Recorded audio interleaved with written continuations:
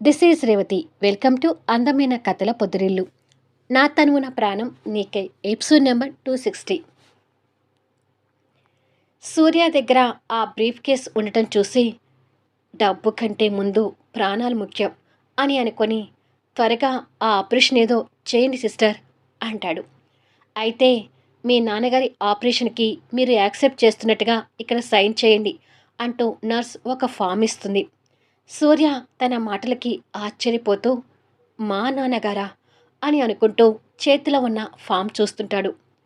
అక్కడ టైం ఎక్కువ లేదండి, మీ నాన్నగారు ఆపరేషన్కి సైన్ పెట్టమంటే ఆలోచిస్తున్నారేంటి అని అడుగుతుంది.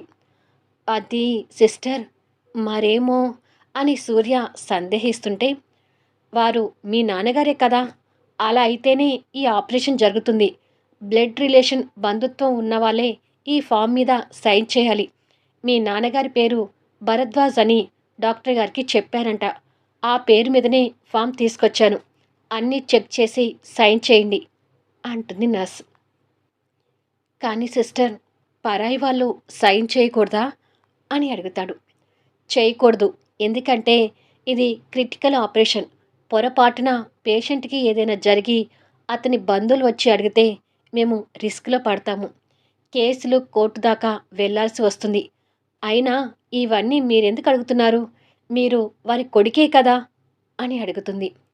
నర్స్ అలా అడుగుతూ ఉండగానే భరద్వాజ్ గారికి ఆపరేషన్ చేయాల్సిన డాక్టర్ అక్కడికి వచ్చి, ఏంటి సిస్టర్ లేటు, అక్కడ పేషెంట్ పరిస్థితి సీరియస్గా ఉంది, వెంటనే ఆపరేషన్ స్టార్ట్ చేయకపోతే వారి ప్రాణాలు నిలబడవు, త్వరగా ఫార్మాలిటీస్ పూర్తి చేయండి అంటూ ఆ డాక్టర్ నర్స్ని తొందర పెడుతుంటాడు. అది విని సూర్య కంగారు పడుతుంటాడు. అయిపోయింది సార్, ఓ 5 నిమిషాలు అని మీరు త్వరగా సైన్ పెట్టి 5 లక్షలు పే చేయండి, లేదంటే డాక్టర్ గారు చెప్పింది విన్నారు కదా అంటుంది నర్సు. వాళ్ళ మాటలకి సూర్య కంగారు పడుతూ ఇంకేమీ ఆలోచించకుండా సన్ అండ్ డాక్టర్ సైన్ దగ్గర సన్గా సైన్ చేస్తాడు. వెంటనే క్యాష్ కౌంటర్ దగ్గరికి వెళ్ళి బ్రీఫ్ కేస్ ఓపెన్ చేసి ఆ డబ్బు ముట్టుకోవడానికి భయపడుతూనే ఆ క్షణం తప్పదు కాబట్టి మళ్ళీ అంతలోని ధైర్యం చేసి అందులో నుంచి 5 లక్షలు తీసి క్యాష్ కౌంటర్లో పే చేశాడు. ఆ వెంటనే భరద్వాజ్ గారిని ఆపరేషన్ థియేటర్లోకి తీసుకువెళ్తారు. ఆపరేషన్ థియేటర్ ముందు ఉన్న సూర్య కంగారు పడుతూ, క్షమించండి సార్, మీరెవరో నాకు తెలియదు, కానీ మీ కొడుకుగా నేను సైన్ చేయాల్సి వచ్చింది. పైగా మీ అనుమతి తీసుకోకుండా ఈ బ్రీఫ్ కేస్ నుంచి 5 లక్షలు తీసి కట్టాను అని మనసులో కంగారుగా అనుకొని, వారు క్షేమంగా ప్రాణాలతో బయటపడితే బాగుండు అని అనుకుంటూ ఉండగా ప్యాకెట్లో పెట్టుకున్న భరద్వాజ్ గారి ఫోన్ రింగ్ అవుతుంది. అది భరద్వాజ్ గారి వైఫ్ లక్ష్మి గారి దగ్గర నుంచి వస్తున్న కాల్.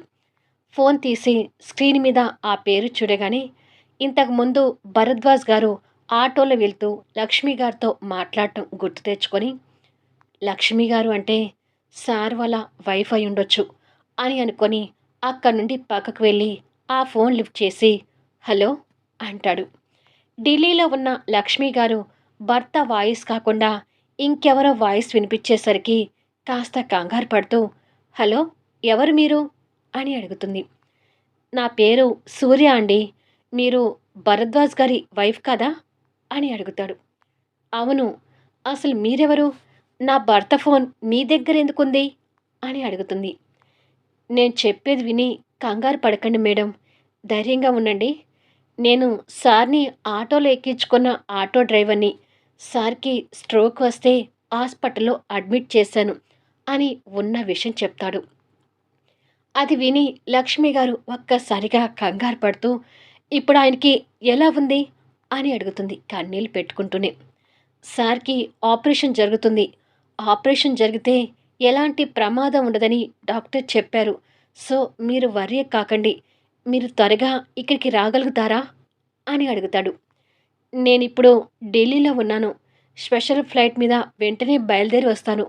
కానీ బాబు, నువ్వెవరో నాకు తెలీదు, కానీ నేను వచ్చే వరకు ఆయనకక్కడ అండగా ఉండవా ప్లీజ్ అంటూ రిక్వెస్ట్ చేసింది. తప్పకుండా ఉంటాను మేడం, మీరు కంగారు పడకండి, ధైర్యంగా బయలుదేరి వచ్చేయండి అంటాడు సూర్య. థ్యాంక్స్ బాబు, ఇప్పుడే బయలుదేరుతాను అని చెప్పి ఫోన్ పెట్టేసింది. అలా టైం గడిచి నైట్ 11 అవుతుండగా లక్ష్మి గారు హాస్పిటల్‌కి చేరుకునేసరికి సూర్య ఆ బ్రీఫ్ కేస్ జాగ్రత్తగా పట్టుకొని ఆపరేషన్ థియేటర్ ముందు కూర్చుంటాడు. లక్ష్మి గారు అక్కడికొచ్చి సూర్య చేతిలో ఉన్న బ్రీఫ్ కేస్‌ని గుర్తుపట్టి, "నువ్వు సూర్యవే కదా?" అని అడుగుతుంది. సూర్య లేచి, "అవునండి" అంటాడు. "నేను ఆయన భార్య లక్ష్మిని. ఇప్పుడు ఆయనకి ఎలా ఉంది?" అని కంగారుగా అడుగుతుంది. ఆపరేషన్ సక్సెస్ అయిందని ఇంతకు ముందే డాక్టర్ చెప్పారు. వారి ప్రాణానికి ఎలాంటి ప్రమాదం లేదు. వరీ కాకండి అంటూ కాస్త సంతోషంగా చెప్తాడు. అది విని లక్ష్మి గారు కూడా సంతోషపడుతుంటుంది. నేను వెళ్ళి చూసొచ్చాను. కానీ స్పృహలో లేరు. స్పృహలోకి రావడానికి కొంత టైం పడుతుందంట. వచ్చాక సిస్టర్ చెప్తాను అని అంది. మీరు అప్పుడు వెళ్ళి చూడండి. ఈలోపు ముందు మీరు కాస్త కూర్చోండి అంటూ సూర్య తనకి సీట్ చూపిస్తాడు. కంగారుగా వచ్చిన లక్ష్మి గారు సూర్య మాటలకు కుదుట పడుతూ అక్కడ కూర్చుంది. "నన్ను క్షమించండి మేడం. మీ అనుమతి లేకుండానే ఇందులో ఉన్న 5,00,000 తీశాను. సార్‌కి ఆపరేషన్ జరగాలంటే 5,00,000 అవుతుంది అన్నారు. అందుకే ఇందులో అమౌంట్ తీసి కట్టాను" అంటూ తనకి బ్రీఫ్ కేస్ అందించి, "మిగతా అమౌంట్ చూసుకోండి" అంటాడు. అంత త్వరగా ఒక పరాయి వ్యక్తి మీద అంత నమ్మకం కలగదు కాబట్టి లక్ష్మి గారు మిగతా డబ్బు చెక్ చేసుకొని, "డబ్బంతా జాగ్రత్తగా ఉంది" అని అంటుంది. "మీకు ఇంకొక విషయంలో కూడా సారీ చెప్పాలి. సార్‌కి కొడుకుగా నేను సైన్ చేయాల్సి వచ్చింది" అంటూ ఆ విషయం కూడా తనకు వివరిస్తాడు. సూర్యని కృతజ్ఞతగా చూస్తూ, "నీ మేలు నేను మర్చిపోలేను బాబూ" అని అంటుంది. "అలా అనకండి. సారు ప్రాణాలతో కోలుకుంటే అది చాలు" అన్నట్టు టైం ఇప్పటికే 11 దాటింది. ఇంటి దగ్గర మా వైఫ్ ఒంటరిగా ఉందండి. ఇక నేను వెళ్తాను అంటాడు. సూర్య అలా అంటూ ఉండగానే నర్స్ అక్కడికొచ్చి, "పేషెంటు స్పృహలోకి వచ్చారు. చూసేవాళ్ళు చూడొచ్చు" అని అంటుంది.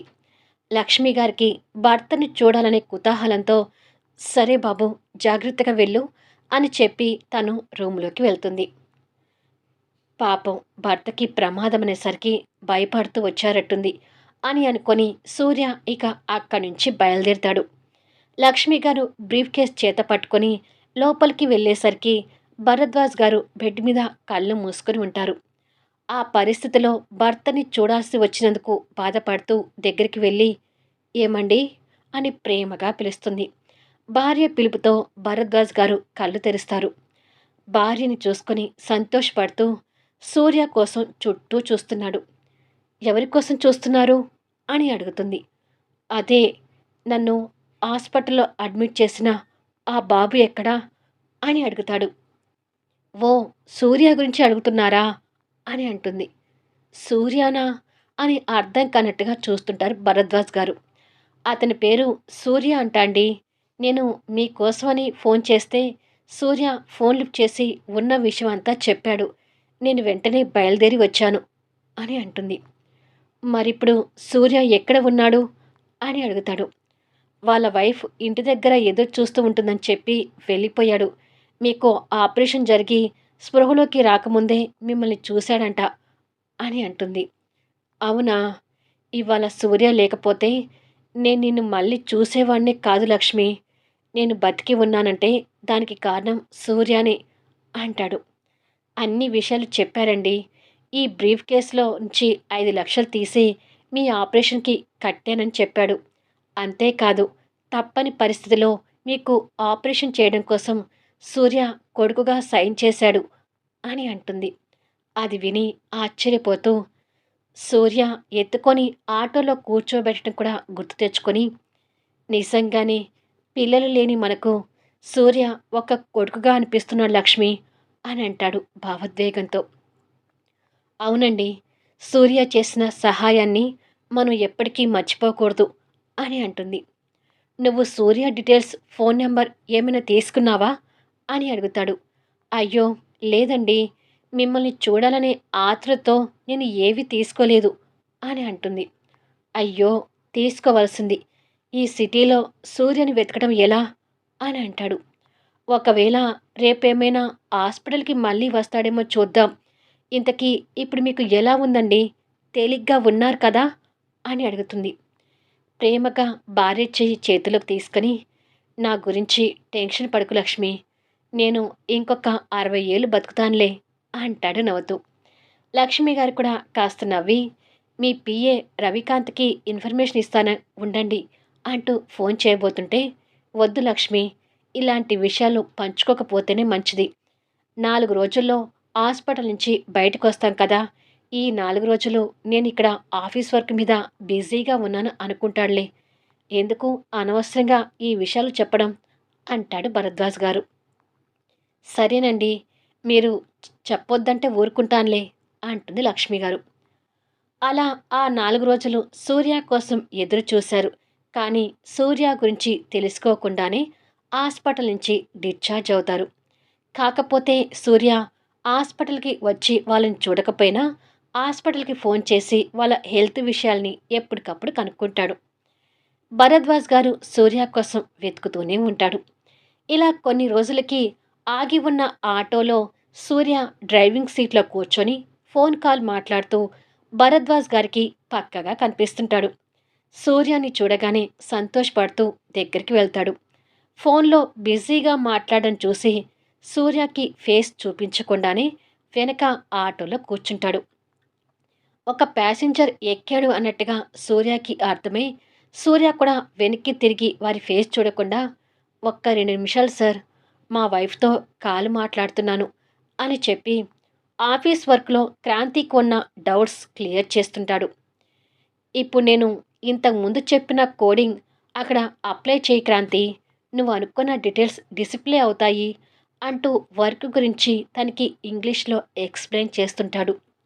సరే సూర్య అంటూ ఇంట్లోనే ఉన్న క్రాంతి సూర్య చెప్పినట్టుగా వర్క్ చేస్తుంటుంది. ఆ విషయాలు వింటున్న భరద్వాజ్ గారు షాక్ అవుతూ, ఇంత చదువుకొని తెలివితేటలు ఉన్న సూర్య ఆటో తిప్పడం ఏంటి అని మనసులో అనుకుంటాడు.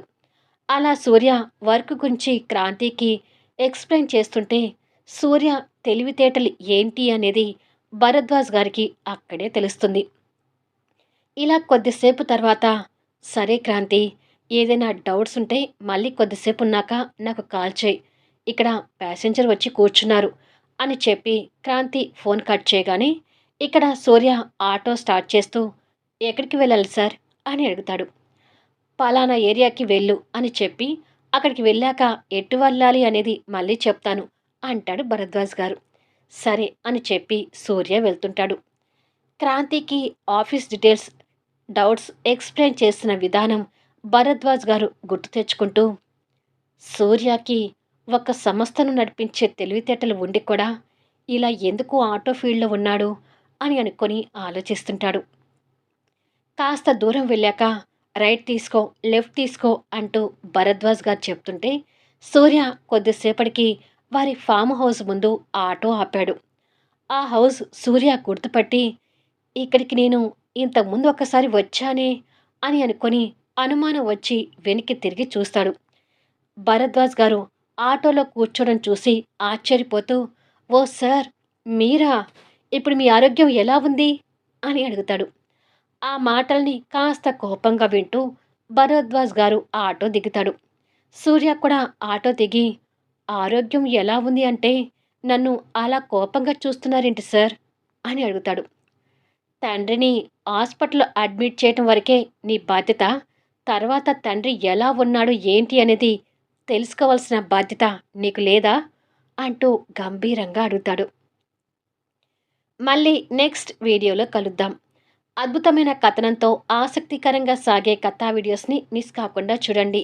కథ నచ్చితే దయచేసి లైక్ చేయండి, కామెంట్ షేర్ చేయండి, సబ్స్క్రైబ్ చేసుకుని ఛానల్ షేర్ చేస్తూ సపోర్ట్ చేయండి.